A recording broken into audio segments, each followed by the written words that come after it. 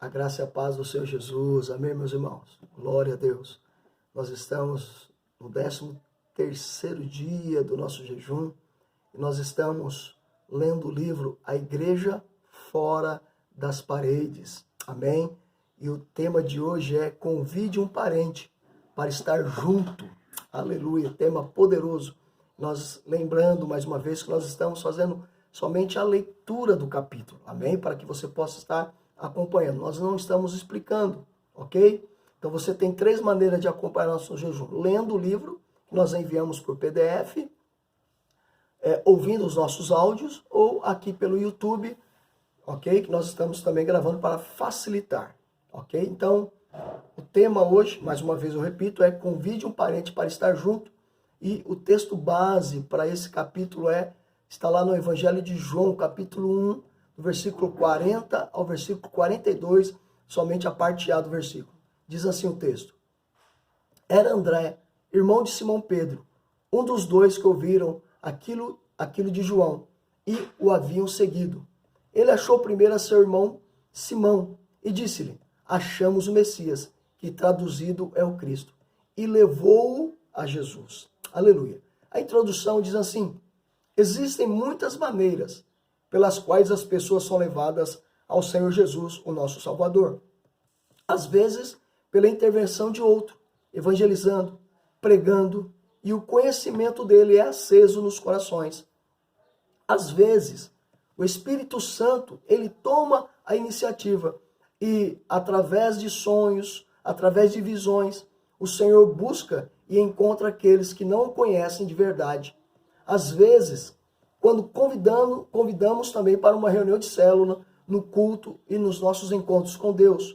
Os relatos da palavra de Deus, dos primeiros discípulos do Senhor Jesus e da igreja primitiva, nos dão exemplos de muitas dessas várias maneiras que o Espírito Santo usa para alcançar os perdidos. O texto que nós lemos nos diz que Pedro foi levado a Cristo pelo seu irmão André. Eu quero usar o exemplo de André, para que possamos aprender mais alguns princípios a respeito de compartilhar o Evangelho. Quais são esses princípios? O primeiro princípio é impossível não compartilhar. Nesse primeiro momento, é importante perceber o que foi que impactou a vida de André quando recebeu a revelação do Senhor Jesus. O relato bíblico nos faz entender que ele tinha um coração voltado para Deus e que já andava ansioso pela vinda do Messias, pois, atentando à pregação de João Batista, acabou por virar discípulo dele. Observe que o trecho que tomamos como ilustração deixa claro o quão instintivo e natural é o impulso quando uma pessoa encontra o Senhor Jesus, de ansiosamente buscar falar a alguém, a outro ou a outras pessoas sobre ele. Ninguém disse a André: vá e procura o seu irmão. E ainda assim, tão logo percebeu que o homem que estava diante dele era o Messias. Embora a noite parecesse ter chegado, ele se apressa para encontrar seu irmão e compartilhar com ele a alegre convicção. Aleluia. A história, daí para frente, se repete muitas vezes. Se alguém tem alguma real e profunda convicção, não vai descansar até tentar compartilhá-la com outra pessoa. Quem realmente acredita em alguma coisa torna-se naturalmente um propagandista dela. Olhe ao nosso redor, ouça, entre aspas, a Babel por atacado, a Babel dos ruídos, onde todo tipo de opinião está tentando se fazer ouvir.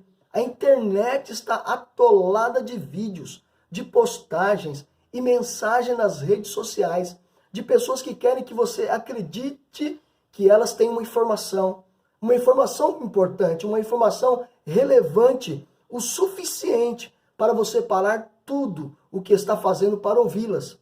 E se você prestar bem atenção no que cada uma delas está dizendo e procurar entender a mensagem, vai se lembrar da Torre de Babel.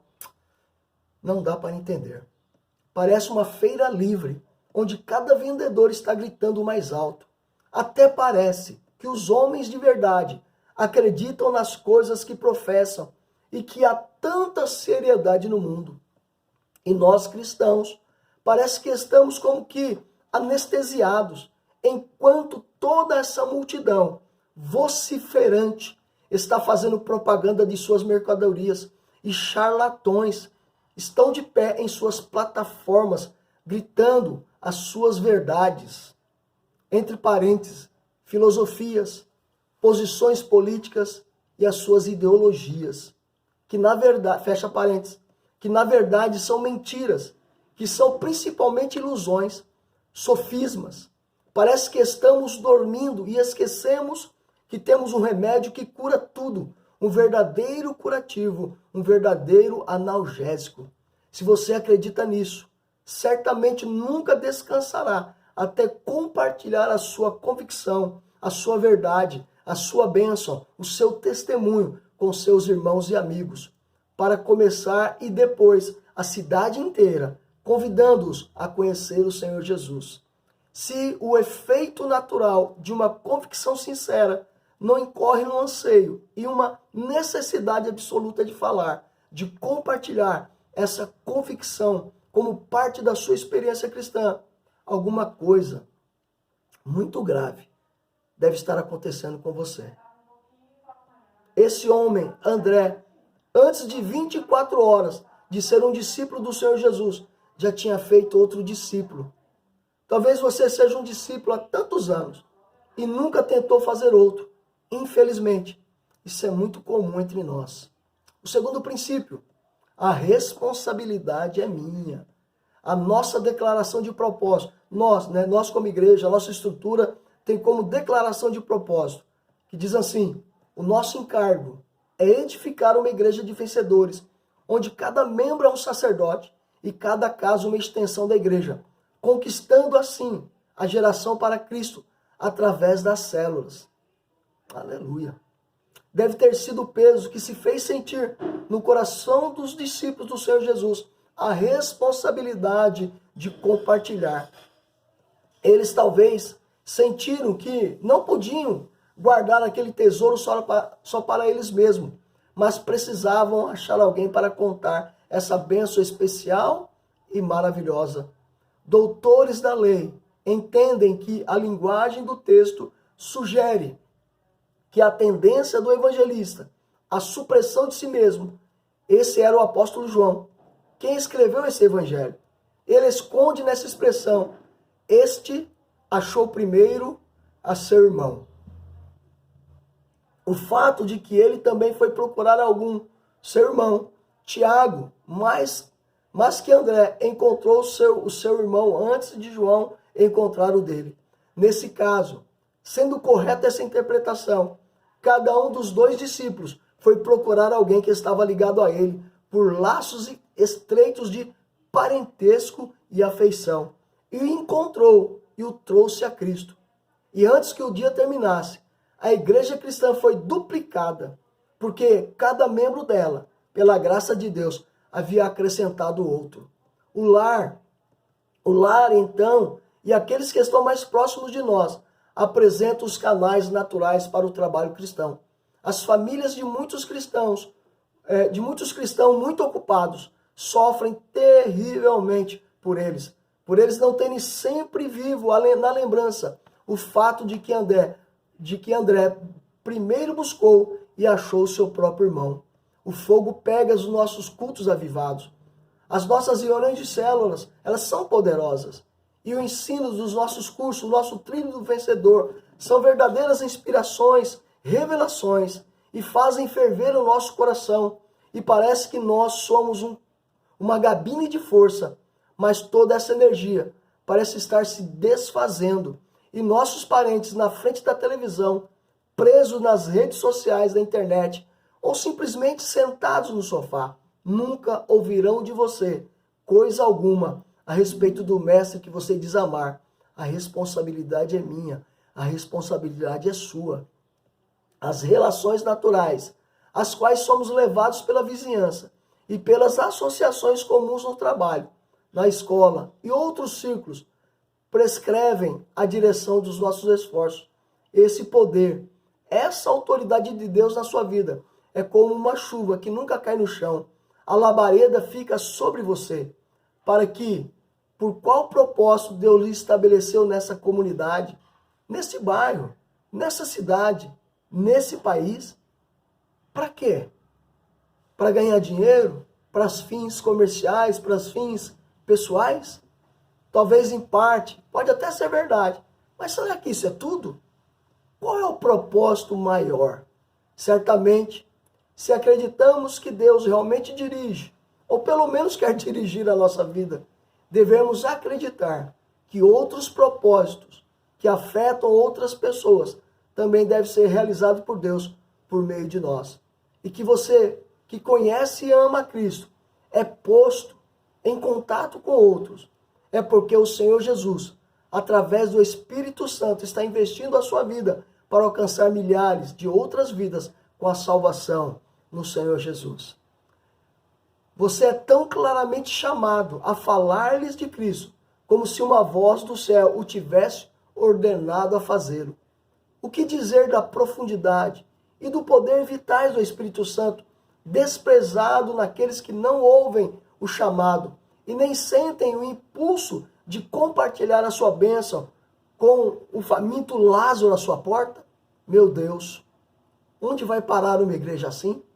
Se você não procurar imprimir a sua convicção de que o Senhor Jesus Cristo é o Salvador sobre essa geração incrédula, a geração incrédula imprimirá em você ou nos seus filhos suas dúvidas se ele é mesmo o Salvador, e os seus lábios vão tremer, e uma palidez vai cair sobre o seu rosto, e a sua fé vai congelar e se transformar em gelo. É simples assim. Quem não bate, apanha. Terceiro princípio. O que esperar quando você trouxer um parente? João capítulo 14, versículo 12 diz assim: na verdade vos digo, que aquele que crê em mim, também fará as obras que eu faço, e as farás maiores do que estas, porque eu vou para o Pai. Aqui, a prova de que tudo o que Jesus fazia, o fazia como homem, cheio do Espírito Santo, mas homem, porque afirmou que faríamos obras maiores do que ele fez. Aleluia. Aqui aparece a autorrevelação do Senhor Jesus. Fale de Jesus e convide as pessoas para conhecerem ao Senhor Jesus. Traga-as para perto do Senhor Jesus e não se preocupe, que ele mesmo se revelará a elas. Ele se mostra possuidor de conhecimento sobrenatural e completo. Você de fato acredita nisso? Você sente que Cristo está olhando para você e que ele te conhece completamente? Você se alegra com isso? Você o leva consigo como consolo e força nos momentos de fraqueza e nos seus momentos de tentação? O Senhor Jesus está com você no momento das tentações. Não simplesmente deixa as coisas acontecerem e fica de longe. E você que resolva. Não, ele não faz isso. Ele está ao seu lado, esperando que você atente para ele, que você o chame para dentro da circunstância, porque ele respeita o seu direito de escolher, o seu livre arbítrio. É muito bom poder dizer: o Senhor Jesus me vê agora. É tão bom quanto para uma criança saber que enquanto ela está brincando no quintal, a sua mãe está sentada à janela olhando para ela e que nenhum mal possa lhe sobrevir. O nosso Deus, ele é onisciente, ele é onipresente, e a consciência de que ele está lhe vendo agora mesmo e enxerga até os pensamentos da sua mente, até mesmo tudo que está no seu coração, pode dar medo. Você pode estremecer, a menos que você tenha também a consciência de que o seu que enxerga todos os seus defeitos te ama muito mais do que o que ele enxerga em você. Tenha plena consciência disso. Deus te ama. Não importa quem você é, não importa de onde você veio, e nem mesmo o que você tem ou o que você possui. Deus te ama, mesmo que você não tenha coisa alguma, mesmo que você não seja alguém tão importante para os homens, e até mesmo que você não ame a si próprio. Cristo te ama. Ele se importa com você. Então se alegre, meu querido e minha querida. Regozije, porque não há nada que você precise dizer a Ele. Ele lhe conhece por completo. Ele lhe conheceu quando morreu por você. Ele me conheceu e me perdoou, e te perdoou também. Ele me conheceu e se comprometeu a nos purificar. Como o próprio Pedro direi, Senhor, tu sabes todas as coisas. João capítulo 21, versículo 17. Aleluia. Concluindo esse capítulo, traga o seu parente para o Senhor Jesus. Ele não descarta ninguém do seu hospital como alguém incurável, porque qualquer um, em todo mundo, o mais enraizado no mal, aquele que há mais tempo se entregaram a qualquer forma de transgressão, todos podem vir a ele, com a certeza de que se eles se apegarem a ele, ele terá lido todo o seu caráter e todas as suas fraquezas.